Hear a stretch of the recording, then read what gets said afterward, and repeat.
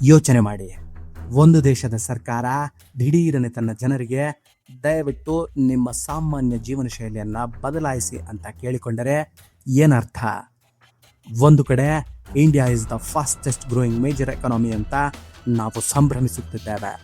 Stock market all time high ತಲುಪಿತ್ತು. ಆದರೆ ಇನ್ನೊಂದು ಕಡೆ ಮೇ 2026ರಲ್ಲಿ ಪ್ರಧಾನಿ ಮೋದಿಯವರು ದೇಶದ ಜನತೆಯ ಮುಂದೆ ಬಂದು 5 ವಿಚಿತ್ರ ಮನವಿಗಳನ್ನು ಮಾಡ್ತಾರೆ. ಯಾಕೆ ಸರ್ಕಾರ ನಮ್ಮ ಕನ್ಸಂಪ್ಷನ್ ಅನ್ನು ಕಂಟ್ರೋಲ್ ಮಾಡಲು ಪ್ರಯತ್ನಿಸುತ್ತಿದೆ? ಭಾರತ ಒಂದು ಎಕನಾಮಿಕ್ ಪ್ರೆಷರ್ ಅನ್ನು ಫೇಸ್ ಮಾಡ್ತಾ ಇದೆಯಾ? ಇದೇನು ಕೇವಲ ತಾತ್ಕಾಲಿಕ ದೇಶಭಕ್ತಿಯ ಭಾಷಣನ, ಅಥವಾ ಮುಂದಿನ ದಿನಗಳಲ್ಲಿ ಬರಲಿರುವ ಒಂದು ಭಯಾನಕ ಭವಿಷ್ಯದ ಮುನ್ಸೂಚನೆಯ ಅನ್ನೋದನ್ನ ಈಗ ನೋಡೋಣ.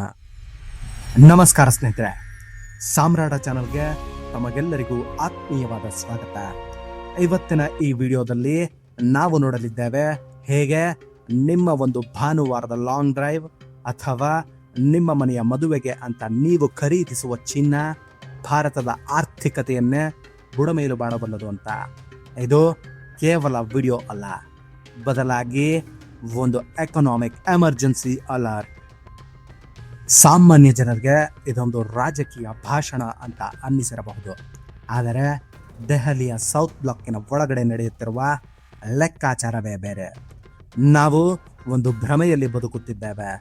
ನಮ್ಮ ಅರ್ಥವ್ಯವಸ್ಥೆ ಬುಲೆಟ್ ಪ್ರೂಫ್ ಆಗಿದೆ ಅಂತ ನಾವಂದುಕೊಂಡಿದ್ದೇವೆ. ಆದರೆ 2026ರ ಈ ಗ್ಲೋಬಲ್ ಜಿಯೋಪಾಲಿಟಿಕ್ಸ್ನ ರಿಯಾಲಿಟಿ ತುಂಬಾನೇ ಡೇಂಜರಸ್ ಆಗಿದೆ. ಸ್ನೇಹಿತರೆ, ಈ 5 ಮನವಿಗಳ ಹಿಂದಿರುವ ಅಸಲಿ ವಿಲನ್ ಯಾರು ಗೊತ್ತಾ? ಅದೇ ಗ್ಲೋಬಲ್ ಸಪ್ಲೈ ಚೈನ್ನ ಅಡೆತಡೆಗಳು ಮತ್ತು ವೆಪನೈಸೇಷನ್ ಆಫ್ ದ US ಡಾಲರ್. ಜಗತ್ತಿನಾದ್ಯಂತ ನಡೆಯುತ್ತಿರುವ ಯುದ್ಧಗಳು, ಮಧ್ಯಪ್ರಾಚ್ಯದಲ್ಲಿನ ಅಸ್ಥಿರತೆ, ಇವುಗಳಿಂದ ತೈಲ ಬೆಲೆ ಗಗನಕ್ಕೇರಿದೆ. ನಾವು ಬೇರೆ ದೇಶದಿಂದ ಏನಾದರೂ ಖರೀದಿಸಬೇಕು ಅಂದರೆ ನಾವು ಅವರಿಗೆ US ಡಾಲರ್ಸ್ನಲ್ಲೇ ಹಣ ಕಟ್ಟಬೇಕು. ನಮ್ಮ ಹತ್ತಿರವಿರುವ ಡಾಲರ್ಸ್ ರಿಸರ್ವ್ ಕರಗಿದಷ್ಟು ನಮ್ಮ ರೂಪಾಯಿಯ ಮೌಲ್ಯ ಪಾತಾಳಕ್ಕೆ ಕುಸಿಯುತ್ತದೆ. ಸರ್ಕಾರಕ್ಕೆ ಈಗ ಅರ್ಥವಾಗಿದೆ, ಈ ಗ್ಲೋಬಲ್ ಯುದ್ಧವನ್ನ ನಾವು ಪಾರ್ಲಿಮೆಂಟ್ನಲ್ಲಿ ಗೆಲ್ಲಲು ಸಾಧ್ಯವಿಲ್ಲ. ಇದನ್ನ 1.4 ಬಿಲಿಯನ್ ಭಾರತೀಯರ ದೈನಂದಿನ ಜೀವನ ಶೈಲಿಯ ಮೂಲಕವೇ ಗೆಲ್ಲಬೇಕು ಅಂತ. ಹಾಗಾದ್ರೆ ಆ 5 ಮನವಿಗಳ ಹಿಂದಿರುವ ಮ್ಯಾಕ್ರೋ ಎಕನಾಮಿಕ್ಸ್ ಏನು ಅನ್ನೋದನ್ನ ಈಗ ಅರ್ಥ ಮಾಡಿಕೊಳ್ಳೋಣ. Request number 1, reduce fuel consumption, ಅಂದರೆ ಇಂಧನ ಬಳಕೆಯನ್ನು ಕಡಿಮೆ ಮಾಡಿ ಅಂತ. ನೀವೇನೋ ಭಾನುವಾರ ಎಂಜಾಯ್ ಮಾಡೋಕೆ ಅಂತ ಕಾರು ಅಥವಾ ಬೈಕ್ನಲ್ಲಿ ಲಾಂಗ್ ಡ್ರೈವ್ ಹೋಗ್ತೀರಾ, ಆದರೆ ನೀವು ಸುಡುವ ಪ್ರತಿಯೊಂದು ಲೀಟರ್ ಪೆಟ್ರೋಲ್ ಭಾರತದ ಆರ್ಥಿಕತೆಯ ರಕ್ತನಾಳವನ್ನು ಕಟ್ ಮಾಡಿದಂತೆ. ಯಾಕೆ ಗೊತ್ತಾ? ಭಾರತ ತನಗೆ ಬೇಕಾದ 85%ನಷ್ಟು ಕಚ್ಚಾ ತೈಲವನ್ನು ಆಮದು ಮಾಡಿಕೊಳ್ತದೆ. ನಮ್ಮ ವಾರ್ಷಿಕ ಆಯಿಲ್ ಇಂಪೋರ್ಟ್ ಬಿಲ್ ಎಷ್ಟಿದೆ ಅಂದರೆ $100 ಬಿಲಿಯನ್ ಹೆಚ್ಚಿದೆ. ಹಾಗಾಗಿ ನಮ್ಮ ಕೇಂದ್ರ ಸರ್ಕಾರ ಮೆಟ್ರೋ ಟ್ರಾವೆಲ್, ಪಬ್ಲಿಕ್ ಟ್ರಾನ್ಸ್ಪೋರ್ಟ್, ಇವಿಸ್ ಮತ್ತು ಕಾರ್ ಪೂಲಿಂಗ್ ಬಗ್ಗೆ ಯಾಕಿಷ್ಟೊಂದು ಒತ್ತಡ ಹಾಕ್ತಿದೆ ಅಂದರೆ, ಪ್ರತಿ ಬಾರಿ ನೀವು ಇಂಧನ ಉಳಿಸಿದಾಗ ನೀವು ಪರೋಕ್ಷವಾಗಿ ದೇಶದ ಡಾಲರ್ ಅನ್ನು ಉಳಿಸ್ತಿದ್ದೀರಿ. ಆ ಡಾಲರ್ ಉಳಿದರೆ ರೂಪಾಯಿ ಸ್ಟ್ರಾಂಗ್ ಆಗುತ್ತೆ. ರೂಪಾಯಿ ಸ್ಟ್ರಾಂಗ್ ಆದರೆ ಆಮದು ಮಾಡಿಕೊಳ್ಳುವ ಬೇಳೆಕಾಳುಗಳಿಂದ ಹಿಡಿದು ಲ್ಯಾಪ್ಟಾಪ್ವರೆಗೂ ಎಲ್ಲದರ ಬೆಲೆ ಕಂಟ್ರೋಲ್ಗೆ ಬರುತ್ತೆ. ಆದರೆ ವಾಸ್ತವದಲ್ಲಿ ಇದು ಸಾಧ್ಯನಾ? ಮೆಟ್ರೋ ಇಲ್ಲದ ಟೈರ್ 2 ಸಿಟಿಗಳು ಅಥವಾ ಹಳ್ಳಿಗಳಲ್ಲಿ ಜನರು ಏನು ಮಾಡಬೇಕು? ಎಲೆಕ್ಟ್ರಿಕ್ ವಾಹನಗಳ ಬೆಲೆ ಇನ್ನೂ ಸಾಮಾನ್ಯ ಮಧ್ಯಮ ವರ್ಗದ ಕೈ ಕಟ್ಟುತ್ತಿಲ್ಲ. ಆದರೂ ಸರ್ಕಾರ ಈ ರಿಸ್ಕ್ ತೆಗೆದುಕೊಳ್ಳುತ್ತದೆ ಅಂದರೆ ಪರಿಸ್ಥಿತಿ ಎಷ್ಟು ಗಂಭೀರವಾಗಿದೆ ಅನ್ನೋದನ್ನ ಅರ್ಥ ಮಾಡಿಕೊಳ್ಳಿ. ಈಗ ರಿಕ್ವೆಸ್ಟ್ ನಂಬರ್ 2 ಕಡೆ ಬರೋಣ. ಲಿಮಿಟ್ ಗೋಲ್ಡ್ ಪರ್ಚೇಸಸ್, ಅಂದರೆ ಚಿನ್ನ ಖರೀದಿಗೆ ಬ್ರೇಕ್ ಹಾಕಿ ಅಂತ. ಭಾರತೀಯರಿಗೆ ಚಿನ್ನ ಅಂದರೆ ಒಂಥರ ಎಲ್ಲೋ ಫೀವರ್. ಅಕ್ಷಯ ತೃತೀಯ ಇರಲಿ, ಮದುವೆ ಇರಲಿ, ನಮ್ಮ ಜನ ಚಿನ್ನದ ಅಂಗಡಿ ಮುಂದೆ ಕ್ಯೂ ನಿಲ್ಲೋದು ಗ್ಯಾರಂಟಿ. ಆದರೆ ನಿಮಗೆ ಒಂದು ಕಹಿ ಸತ್ಯ ಹೇಳ್ತೀನಿ ಕೇಳಿ. ನೀವು ಕಷ್ಟಪಟ್ಟು ದುಡಿದ ಹಣದಲ್ಲಿ ಚಿನ್ನ ಖರೀದಿಸಿ ಅದನ್ನು ಬ್ಯಾಂಕ್ ಲಾಕರ್ನಲ್ಲಿ ಇಟ್ಟರೆ ಅದು ದೇಶದ ಆರ್ಥಿಕತೆಯ ಪಾಲಿಗೆ ಒಂದು ಡೆಡ್ ಅಸೆಟ್. ಸ್ನೇಹಿತರೆ, ಇತಿಹಾಸವನ್ನ ಒಮ್ಮೆ ತಿರುಗಿ ನೋಡಿ. 1967-68 ಸಮಯ ಭಾರತ ಚೀನಾ ಮತ್ತು ಪಾಕಿಸ್ತಾನದ ಜೊತೆ ಯುದ್ಧ ಮಾಡಿ ಆರ್ಥಿಕವಾಗಿ ಹೈರಾಣಾಗಿತ್ತು. ಆಗಿನ ಪ್ರಧಾನಿ ಇಂದಿರಾ ಗಾಂಧಿ ಅವರು ಗೋಲ್ಡ್ ಕಂಟ್ರೋಲ್ ಆಕ್ಟ್ ಮೂಲಕ ಜನರಿಗೆ ಇದೇ ಮನವಿಯನ್ನ ಮಾಡಿದ್ರು. ಚಿನ್ನದ ಮೇಲಿನ ಮೋಹ ಬಿಡಿ, ದೇಶದ ಆರ್ಥಿಕತೆ ಉಳಿಸಿ ಅಂತ. ಆದರೆ ಆ ಪ್ರಯತ್ನ ಸಂಪೂರ್ಣವಾಗಿ ಫೇಲ್ ಆಯಿತು. ಯಾಕಂದ್ರೆ ಭಾರತೀಯರ ಎಮೋಷನ್ಸ್ ಜೊತೆ ಚಿನ್ನ ಬೆಸೆದುಕೊಂಡಿದೆ. ಆದರೆ 2026ರಲ್ಲಿ ಮೋದಿಯವರು ಯಾಕೆ ಮತ್ತೆ ಅದೇ ಇತಿಹಾಸವನ್ನ ರಿಪೀಟ್ ಮಾಡ್ತಿದ್ದಾರೆ ಅಂದ್ರೆ ಪರಿಸ್ಥಿತಿ ಅಷ್ಟು ಗಂಭೀರವಾಗಿದೆ ಅಂತ. ನಾವು ಸ್ವಿಟ್ಜರ್ಲ್ಯಾಂಡ್ ಮತ್ತು ದುಬೈನಿಂದ ಟನ್ ಗಂಟ್ಲೆ ಚಿನ್ನವನ್ನ ಇಂಪೋರ್ಟ್ ಮಾಡಿಕೊಳ್ತೇವೆ. ಅದಕ್ಕಾಗಿ ನಮ್ಮ ಬಿಲಿಯನ್ ಗಂಟ್ಲೆ ಡಾಲರ್ಸ್ ದೇಶದ ಹೊರಗೆ ಹೋಗುತ್ತೆ. ಇದರಿಂದ ನಮ್ಮ ಟ್ರೇಡ್ ಡಿಫಿಸಿಟ್ ಹೆಚ್ಚಾಗುತ್ತೆ. ಹಾಗಾಗಿ ಸರ್ಕಾರದ ಮಾಸ್ಟರ್ ಪ್ಲಾನ್ ಏನು ಅಂದ್ರೆ, ನೀವು ಚಿನ್ನದ ಮೇಲೆ ಇನ್ವೆಸ್ಟ್ ಮಾಡಿ, ಆದರೆ ಫಿಸಿಕಲ್ ಗೋಲ್ಡ್ ಬೇಡ. ಬದಲಾಗಿ ಡಿಜಿಟಲ್ ಗೋಲ್ಡ್, ETFs ಅಥವಾ ಗೋಲ್ಡ್ ಬಾಂಡ್ಸ್ಗಳಲ್ಲಿ ಇನ್ವೆಸ್ಟ್ ಮಾಡಿ. ಆಗ ನಿಮ್ಮ ಹಣ ಸಿಸ್ಟಮ್ ಒಳಗೆ ಇರುತ್ತೆ. ರಸ್ತೆ, ಸೇತುವೆ, ಫ್ಯಾಕ್ಟರಿ ನಿರ್ಮಾಣಕ್ಕೆ ಬಳಕೆಯಾಗುತ್ತೆ.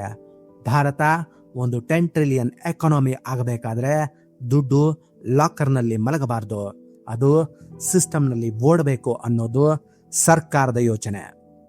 ಬನ್ನಿ ಈಗ ರಿಕ್ವೆಸ್ಟ್ ನಂಬರ್ 3 ಬಗ್ಗೆ ಮಾತಾಡೋಣ. ಸಾಧ್ಯವಾದಷ್ಟು ವರ್ಕ್ ಫ್ರಮ್ ಹೋಮ್ ಮಾಡಿ ಅಂತ ಪ್ರಧಾನಿ ಹೇಳಿದಾಗ IT ಉದ್ಯೋಗಿಗಳಿಗೆ ಒಂದು ಗುಡ್ ನ್ಯೂಸ್ ಅಂತ ಅನ್ನಿಸಿರಬಹುದು. ಆದರೆ ಆಫೀಸ್ ಟ್ರಾಫಿಕ್ನಿಂದ ಮುಕ್ತಿ ಸಿಕ್ತು ಅಂತ. ಆದರೆ ಸರ್ಕಾರದ ದೃಷ್ಟಿಯಲ್ಲಿ ವರ್ಕ್ ಫ್ರಮ್ ಹೋಮ್ ಅನ್ನೋದು ನಿಮ್ಮ ಕಂಫರ್ಟ್ಗೆ ಕೊಟ್ಟಿರುವ ಆಫರ್ ಅಲ್ಲ, ಬದಲಾಗಿ ಒಂದು ಬ್ರಿಲಿಯಂಟ್ ಮ್ಯಾಕ್ರೋ ಎಕನಾಮಿಕ್ ವೆಪನ್. ಇದರ ಹಿಂದಿನ ಲೆಕ್ಕಾಚಾರ ಕೇಳಿದ್ರೆ ನೀವು ಶಾಕ್ ಆಗ್ತೀರಾ. ಸ್ನೇಹಿತರೆ, ಬೆಂಗಳೂರು, ಮುಂಬೈ, ಪುಣೆ, ಹೈದರಾಬಾದ್ ನಂತಹ ವೆಲ್ತ್ ಹಬ್ಸ್ಗಳನ್ನ ಒಮ್ಮೆ ಗಮನಿಸಿ. ಲಕ್ಷಾಂತರ IT ಮತ್ತು ಕಾರ್ಪೊರೇಟ್ ಉದ್ಯೋಗಿಗಳು ಪ್ರತಿದಿನ ತಮ್ಮ ಕಾರು ಅಥವಾ ಬೈಕ್ಗಳಲ್ಲಿ ಆಫೀಸ್ಗೆ ಪ್ರಯಾಣಿಸುತ್ತಾರೆ. ನಾವು ಆಗಲೇ ನೋಡಿದ ಹಾಗೆ ಇದು ಲಕ್ಷಾಂತರ ಲೀಟರ್ ಪೆಟ್ರೋಲ್ ಅನ್ನ ಪ್ರತಿದಿನ ಸುಡುತ್ತದೆ. ಸರ್ಕಾರ ವರ್ಕ್ ಫ್ರಮ್ ಹೋಮ್ ಅನ್ನು ಪ್ರಮೋಟ್ ಮಾಡುವುದರ ಹಿಂದಿನ ಮೊದಲ ಉದ್ದೇಶ ಇಂಧನ ಉಳಿತಾಯ.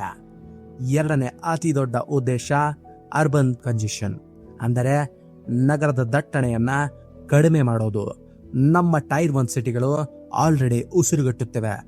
ರಸ್ತೆ, ನೀರು, ವಿದ್ಯುತ್ ಎಲ್ಲದರ ಮೇಲೂ ಸಿಕ್ಕಾಪಟ್ಟೆ ಪ್ರೆಷರ್ ಇದೆ. ಹೈಬ್ರಿಡ್ ವರ್ಕ್ ಕಲ್ಚರ್ನ ಮೂಲಕ ಈ ಒತ್ತಡವನ್ನು ಕಡಿಮೆ ಮಾಡುವುದು ಮತ್ತು ಕಾರ್ಪೊರೇಟ್ ಕಂಪನಿಗಳ ಆಪರೇಷನ್ ಕಾಸ್ಟ್ ಅನ್ನ ಉಳಿಸುವುದು ಸರ್ಕಾರದ ಗುರಿ.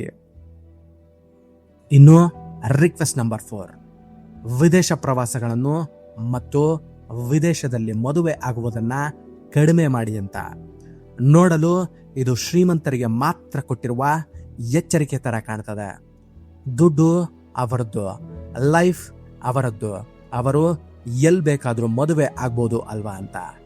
ಆದರೆ ಇಲ್ಲಿ ಬರೋದು ದ ಎಕನಾಮಿಕ್ ಮಲ್ಟಿಪ್ಲೇಯರ್ ಎಫೆಕ್ಟ್ ನ ಕಾನ್ಸೆಪ್ಟ್.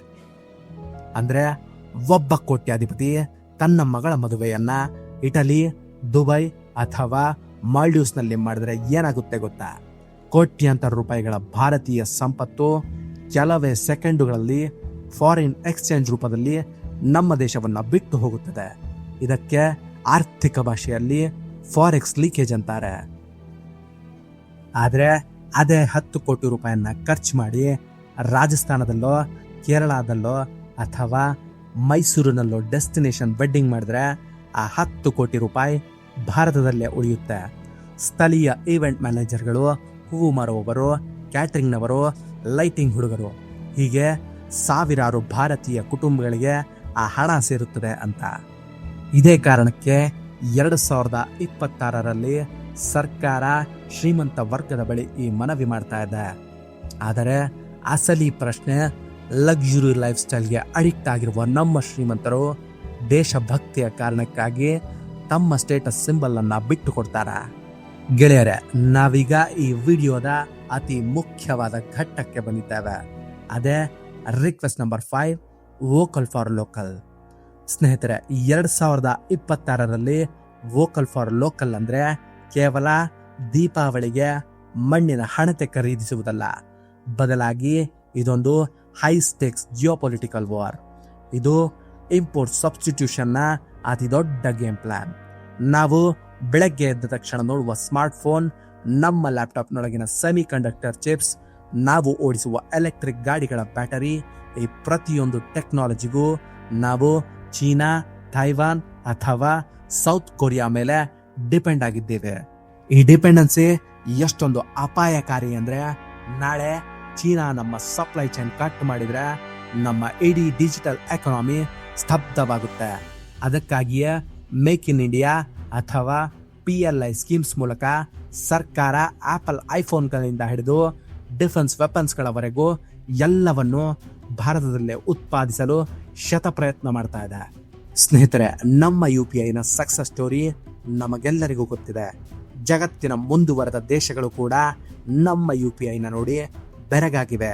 ಅದೇ ರೀತಿಯ ಕ್ರಾಂತಿ ಈಗ ಮ್ಯಾನುಫ್ಯಾಕ್ಚರಿಂಗ್ನಲ್ಲೂ ಆಗಬೇಕಿದೆ. ನೀವು ಒಂದು ವಿದೇಶಿ ಬ್ರ್ಯಾಂಡ್ನ ಸ್ಮಾರ್ಟ್ಫೋನ್ ಬದಲು ಭಾರತದಲ್ಲೇ ಅಸೆಂಬಲ್ ಆದ ಫೋನ್ ಖರೀದಿಸಿದಾಗ ನೀವು ಕೇವಲ ಒಂದು ಪ್ರಾಡಕ್ಟ್ ಖರೀದಿಸುತ್ತಿಲ್ಲ, ನೀವು ಚೀನಾದ ಮೇಲಿರುವ ನಮ್ಮ ಡಿಪೆಂಡೆನ್ಸಿಯನ್ನು 1% ಕಡಿಮೆ ಮಾಡುತ್ತಿದ್ದೀರಿ. ಸ್ನೇಹಿತರೆ, ಈಗ ನಿಮಗೊಂದು ಪ್ರಾಮಾಣಿಕ ಪ್ರಶ್ನೆ ಕೇಳ್ತೇನೆ. ದೇಶಕ್ಕಾಗಿ ನಿಮ್ಮ ಲೈಫ್ ಸ್ಟೈಲ್ ಬದಲಾಯಿಸಿ ಅಂತ ಹೇಳೋದು ಸುಲಭ, ಆದರೆ ಒಬ್ಬ ಕಾಮನ್ ಮ್ಯಾನ್ ತನ್ನ ಕಷ್ಟದ ದುಡಿಮೆಯಲ್ಲಿ ಒಂದು ಐಫೋನ್ ಅಥವಾ ಒಂದು ವಿದೇಶಿ ಬ್ರ್ಯಾಂಡ್ ಕಾರು ಖರೀದಿಸಬಾರ್ದು ಅಂದರೆ ಅದು ಆತನಿಗೆ ಹರ್ಟ್ ಆಗಲ್ವಾ? ನಾವೀಗ ಆಸ್ಪಿರೇಷನ್ ಡ್ರಿವನ್ ಸೊಸೈಟಿಯಲ್ಲಿ ಇದ್ದೇವೆ. ಸೋಷಿಯಲ್ ಮೀಡಿಯಾ ನಮ್ಮಲ್ಲಿ ಸ್ಟೇಟಸ್ ಬಗ್ಗೆ ಒಂದು ಕ್ರೇಜ್ ಹುಟ್ಟಿಸಿದೆ. ಮೋದಿಯವರ ಈ 5 ಮನವಿಗಳು ನೇರವಾಗಿ ನಮ್ಮ ಈ ಈಗೋ ಮತ್ತು ಲೈಫ್ ಸ್ಟೈಲನ್ನು ಚಾಲೆಂಜ್ ಮಾಡ್ತೇವೆ. ಸ್ನೇಹಿತರೆ, ಕೇವಲ ಭಾವನಾತ್ಮಕವಾಗಿ ಮಾತಾಡಿ ಜನರ ಖರ್ಚು ಮಾಡುವ ಅಭ್ಯಾಸವನ್ನು ಬದಲಿಸಲು ಸಾಧ್ಯನಾ? ಜಗತ್ತಿನ ಇತಿಹಾಸ ಏನು ಹೇಳುತ್ತೆ ಅಂದರೆ, ಯಾವುದೇ ದೇಶ ಸೂಪರ್ ಪವರ್ ಆಗಬೇಕಾದ್ರೆ ಅಲ್ಲಿನ ಜನ ರಾಷ್ಟ್ರೀಯ ತ್ಯಾಗ ಮಾಡಬೇಕಾಗುತ್ತೆ. ಈಗ ಭಾರತೀಯರಾದ ನಮ್ಮ ಸರದಿ ಬಂದಿದೆ. ನಮ್ಮ ದೇಶಕ್ಕಾಗಿ ನಮ್ಮ ಕೈಲಾದಷ್ಟು ರಾಷ್ಟ್ರೀಯ ತ್ಯಾಗ ಮಾಡೋಣ. ಇದಕ್ಕೆ ಬೆಸ್ಟ್ ಎಕ್ಸಾಂಪಲ್ ಅಂದರೆ ಜಪಾನ್ ಮತ್ತು ಸೌತ್ ಕೊರಿಯಾ. 2ನೇ ಮಹಾಯುದ್ಧದ ನಂತರ ಜಪಾನ್ ಧೂಳಿಪಟವಾಗಿತ್ತು. ಆದರೆ ಅಲ್ಲಿನ ಜನ ನಾವು ಕೇವಲ ಜಪಾನ್ ನಿರ್ಮಿತ ವಸ್ತುಗಳನ್ನೇ ಬಳಸುತ್ತೇವೆ ಅಂತ ಪಣ ತೊಟ್ಟರು. 1997ರಲ್ಲಿ ಸೌತ್ ಕೊರಿಯಾದಲ್ಲಿ ದೊಡ್ಡ ಆರ್ಥಿಕ ಬಿಕ್ಕಟ್ಟು ಬಂದಾಗ ಅಲ್ಲಿನ ಸಾಮಾನ್ಯ ಮಹಿಳೆಯರು ತಮ್ಮ ಮದುವೆಯ ಒಡವೆಗಳನ್ನು ಸರ್ಕಾರಕ್ಕೆ ದಾನ ಮಾಡಿದರು. ಯಾಕೆ ಗೊತ್ತಾ? ದೇಶದ ಫಾರಿನ್ ಡೆಬಿಟ್ ತೀರಿಸಲು ಇದನ್ನು ಗೋಲ್ಡ್ ಕಲೆಕ್ಟಿಂಗ್ ಕ್ಯಾಂಪೇನ್ ಅಂತಾರೆ. ಸ್ನೇಹಿತರೆ, ನಾವೀಗ ಡಿ-ಡಾಲರೈಸೇಷನ್ ಅನ್ನೋ ದೊಡ್ಡ ಗೇಮ್ನ ಭಾಗವಾಗಿದ್ದೇವೆ. ಬ್ರಿಕ್ಸ್ ದೇಶಗಳು ಡಾಲರ್ ಮೇಲಿರುವ ಡಿಪೆಂಡೆನ್ಸಿಯನ್ನು ಕಡಿಮೆ ಮಾಡ್ತಿವೆ. ಈ ಯುದ್ಧದಲ್ಲಿ ಭಾರತ ಗೆಲ್ಲಬೇಕಾದರೆ ಸರ್ಕಾರದ ಪಾಲಿಸಿಗಳ ಜೊತೆಗೆ ಜನರ ಪಾರ್ಟಿಸಿಪೇಷನ್ ಕೂಡ ಅಷ್ಟೇ ಮುಖ್ಯ. ನಾವು ಆಮದು ಮಾಡಿಕೊಳ್ಳುವ ಪ್ರತಿಯೊಂದು ಲಕ್ಸುರಿ ಐಟಮ್ ಕೂಡ ನಮ್ಮನ್ನು ಡಾಲರ್ಗೆ ಗುಲಾಮರನ್ನಾಗಿ ಮಾಡ್ತಾ ಇರುತ್ತದೆ. ಹಾಗಾದರೆ ಭಾರತದ ಭವಿಷ್ಯವೇನು? 2026ರ ಈ ಲೈಫ್ ಸ್ಟೈಲ್ ರಿಕ್ವೆಸ್ಟ್ ಕೇವಲ ಒಂದು ಎಮರ್ಜೆನ್ಸಿ ಮೆಷರ್ ಅಲ್ಲ, ಇದು ಒಂದು ದೊಡ್ಡ ಟ್ರಾನ್ಸ್ಫಾರ್ಮೇಷನ್ನ ಆರಂಭ. ಮುಂದಿನ 5 ವರ್ಷಗಳಲ್ಲಿ ಭಾರತ ಈ 3 ವಿಷಯಗಳಲ್ಲಿ ಮಾಸ್ಟರ್ ಆಗಲಿದೆ. ಮೊದಲನೇದು ರಿನ್ಯೂವೇಬಲ್ ಎನರ್ಜಿ. ನಾವು ಪೆಟ್ರೋಲ್ ಮೇಲೆ ಡಿಪೆಂಡ್ ಆಗೋದನ್ನು ಬಿಟ್ಟು ಸೂರ್ಯನ ಬೆಳಕು ಮತ್ತು ಗಾಳಿಯಿಂದ ಶಕ್ತಿ ಪಡೆಯಲಿದ್ದೇವೆ. 2ನೇದು ಡಿಜಿಟಲ್ ಗೋಲ್ಡ್ ರೆವಲ್ಯೂಷನ್. ಭಾರತೀಯರು ಚಿನ್ನವನ್ನು ಮನೆಯಲ್ಲಿ ಇಡುವುದರ ಬದಲು ಡಿಜಿಟಲ್ ರೂಪದಲ್ಲಿ ಇನ್ವೆಸ್ಟ್ ಮಾಡಲಿದ್ದಾರೆ. 3ನೇದು manufacturing hub. Made in India ಅನ್ನೋದು ಕೇವಲ ಒಂದು ಲೇಬಲ್ ಆಗಿ ಉಳಿಯದೆ ಗ್ಲೋಬಲ್ ಕ್ವಾಲಿಟಿಯ ಸಿಂಬಲ್ ಆಗಲಿದೆ. ನಮ್ಮ ಎಕಾನಮಿ ಎದುರಿಸುತ್ತಿರುವ ಈ ಪ್ರೆಷರ್ಗಳು ನಮ್ಮನ್ನು ಕುಗ್ಗಿಸೋದಿಲ್ಲ, ಬದಲಾಗಿ ನಮ್ಮನ್ನು ಆತ್ಮನಿರ್ಭರ ಭಾರತವನ್ನಾಗಿ ಮಾಡಲಿದೆ. ನೆನಪಿಡಿ, 1967ರಲ್ಲಿ ಪ್ರಧಾನಿ ಇಂದಿರಾ ಗಾಂಧಿಯವರು ಚಿನ್ನದ ಮೇಲೆ ನಿರ್ಬಂಧ ಹೇರಲು ಪ್ರಯತ್ನಿಸಿದಾಗ ಭಾರತದ ಜನ ಅದನ್ನು ಒಪ್ಪಲಿಲ್ಲ.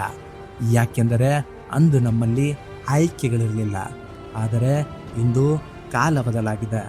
ನಮ್ಮ ಮುಂದೆ ಡಿಜಿಟಲ್ ಇಂಡಿಯಾ ಇದೆ, ವರ್ಲ್ಡ್ ಕ್ಲಾಸ್ ಇನ್ಫ್ರಾಸ್ಟ್ರಕ್ಚರ್ ಇದೆ. ಸ್ನೇಹಿತರೆ, ಭಾರತದ ಮುಂದಿನ ಆರ್ಥಿಕ ಯುದ್ಧ ಪಾರ್ಲಿಮೆಂಟ್ನಲ್ಲಿ ನಡೆಯುವುದಿಲ್ಲ. ಅದು 1.4 ಬಿಲಿಯನ್ ಭಾರತೀಯರು ಪ್ರತಿದಿನ ಮಾಡುವ ಸಣ್ಣ ಸಣ್ಣ ಚಾಯ್ಸ್ಗಳ ಮೇಲೆ ನಿರ್ಧಾರವಾಗುತ್ತೆ. ಭಾರತೀಯ ಬ್ರ್ಯಾಂಡ್ಗೆ ಶಕ್ತಿ ತುಂಬೋಣ. ಈ ಬಗ್ಗೆ ನಿಮ್ಮ ಅಭಿಪ್ರಾಯವೇನು? ಈ 5 ವಿನಂತಿಗಳನ್ನು ನೀವು ಪಾಲಿಸುತ್ತೀರಾ? ಕಾಮೆಂಟ್ನಲ್ಲಿ ತಿಳಿಸಿ. ಇದೇ ರೀತಿಯ ಆಳವಾದ ವಿಶ್ಲೇಷಣೆಗಾಗಿ ನಮ್ಮ ಚಾನಲ್ಗೆ ಸಬ್ಸ್ಕ್ರೈಬ್ ಆಗಿ. ಸಿಗೋಣ ಮುಂದಿನ ವಿಡಿಯೋದಲ್ಲಿ. ಅಲ್ಲಿಯ ತನಕ ಜೈ ಹಿಂದ್, ಜೈ ಕರ್ನಾಟಕ.